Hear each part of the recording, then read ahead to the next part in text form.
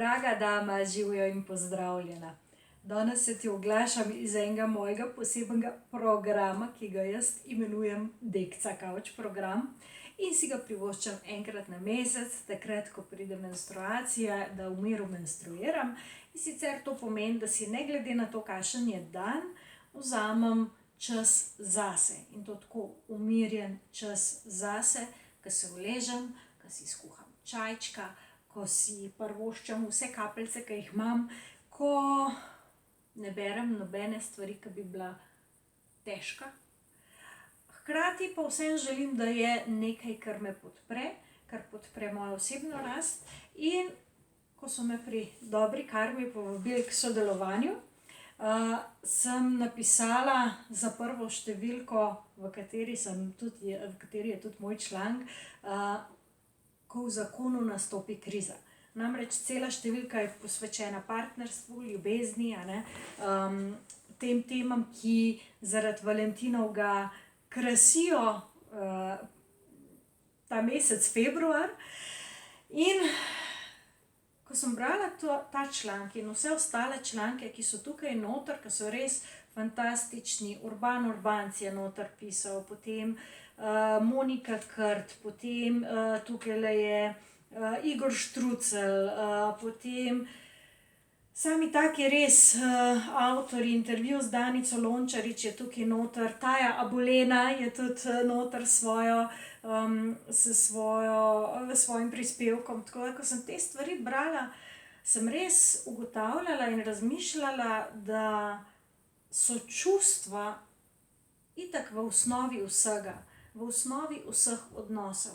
Začnejo se pa z odnosom do sebe in pri sebi in kako mi procesiramo čustva in kako se mi soočamo s svojimi lastnimi čustvi, se pravi pri vsakem posamezniku. In sem pravzaprav zelo, zelo vesela, da sem začela tudi s tem mesecem čustveni fitness. To so tedenska srečanja, na katerih bomo predelovali in obdelovali in transformirali in krepili čustva in razbijali mite o čustvih. Na vsakem srečanju se bomo posvetili enemu čustvu oziroma čustvenemu stanju, ga razumeli, razložili, pogledali, zakaj se pojavlja, kdaj se pojavlja, kako se pojavlja, kako ga čutimo in ga potem tudi ustrezno transformirali, če to ni prijetno čustvo, oziroma kako ga lahko okrepimo, če je to prijetno čustvo. Tako da vsak četrtek v Anima Soma ob 6. zvečer, ali ob 7. zvečer, ne vem. Jaz, ko imam menstruacijo, meni tako možgani malo odpovejo. Tako da dajte preveriti na manca.si, kjer so itak vsa srečanja in ure. V glavnem, vsak četrtek bomo res naredili en tak pregled za eno čustvo oziroma eno čustveno stanje. In tisti, ki me poznate, veste, da delam z cvetnimi esencami, tako da tudi pri vsakem čustvu oziroma čustvenem stanju bomo delali z esenco, ki je za tisto stanje, kaj sem potegnila, angela veselja. Se pravi, veselje bo tudi na sporedu, ne bojo samo tisto neprijetna čustva. Namreč jaz verjamem, da so čustva naš zemljevid življenja. Način, kako nam življenje pove, kaj se nam dogaja. In ko znamo ta zemljevid brati, takrat lahko izbiramo in postanemo svobodni. Ne gre za to, da čustev ne bi se sploh čutili več. Ne gre za to, da čustva,